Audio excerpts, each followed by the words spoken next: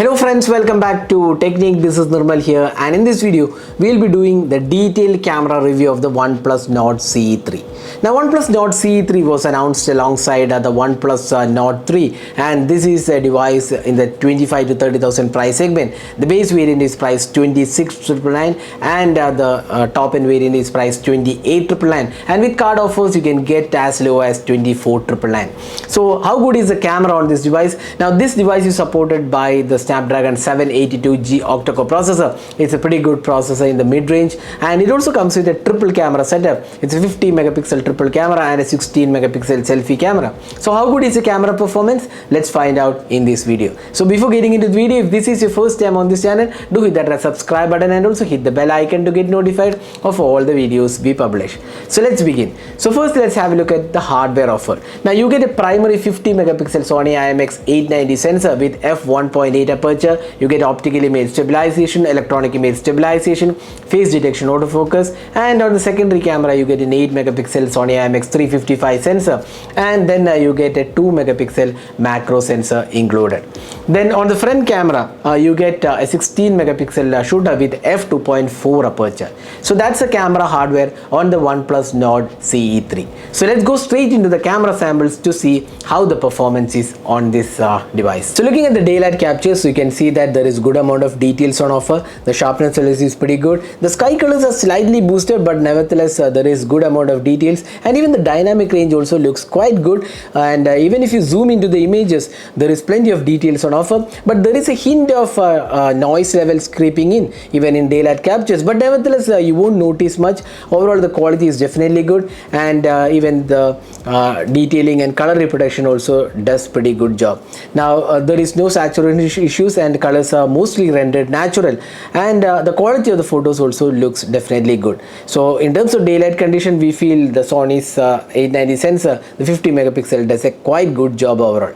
Now moving on to the ultra wide angle camera, this is where things are not so great. The 8 megapixel has its limitation. While the colors are done quite decently well, there is just decent amount of sharpness levels only, obviously because it's an 8 megapixel shooter, and it doesn't have that much of details on offer. Now moving on to the close-up shots, here you can see once again there is good amount of details. The colors are done really well, the sharpness levels are impressive, and the colors are more or less natural. There is no issues here, and the quality of the photos definitely looks good. So the close-up shots have come pretty good. Now there is also a macro sensor. It's a 2 megapixel macro. It's kind of very much average. The details and sharpness levels are very average, and also colors doesn't feel that great. Colors are kind of not so great in terms of quality. Now looking at the portraits, this is one area where the OnePlus Nord CE3 does a pretty good job. The skin tones are really done well, the colors are spot on, and the edge detection is also pretty good. So we definitely like the portraits on the OnePlus Nord CE3. Overall quality definitely looks good.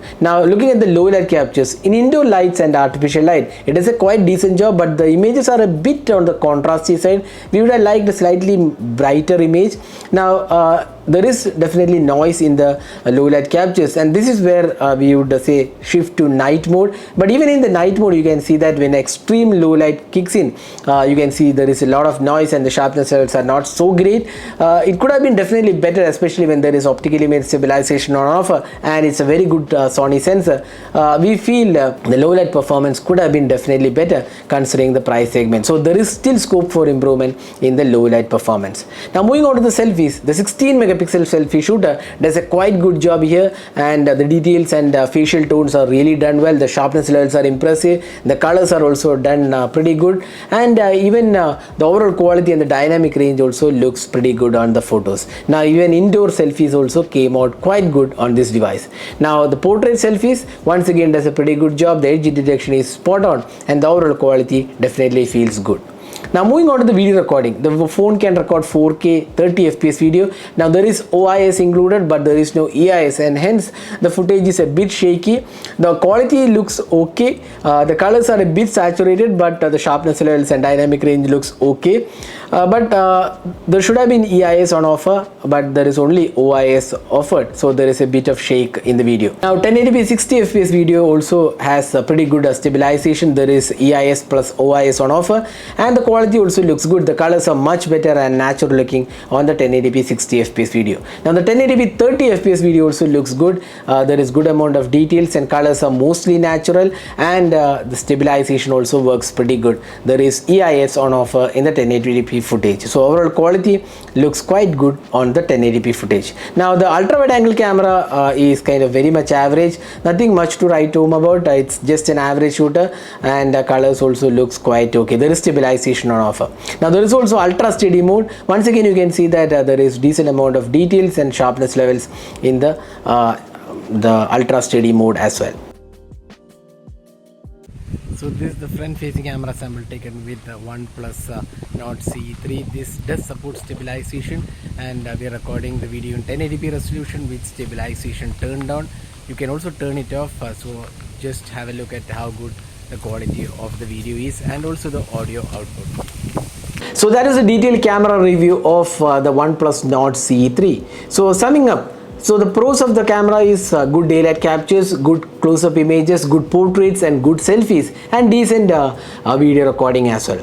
Now the downsides of this camera, the ultra wide angle camera is kind of average, the macros are also average, the low light performance is also not so great, especially when you have a 890 sensor and optical image stabilization. The low light performance should have been better. We feel OnePlus would be definitely working on providing an update, because the low light performance definitely needs an improvement. So summing up, how good is the camera? It is not a camera which will wow you, nor it is a camera which will disappoint you. Somewhere it's in the middle ground with quite a decent photography options available. The daylight captures, the selfies and the close-up shots also, and also the portraits did quite a good job, but the low light experience was kind of not so impressive. So that's one area where the camera needs to improve, and we feel OnePlus would be releasing updates in future to improve the low light performance, especially when you have the Sony IMX890 sensor. So what do you guys think about the camera? Do let us know in the comment section. So this is my experience with the OnePlus Nord CE3 camera. Hope you enjoyed watching this video. Do hit that like button and also hit the subscribe button for more videos. Thanks for watching. Hope to see you in our next video. Have a great day.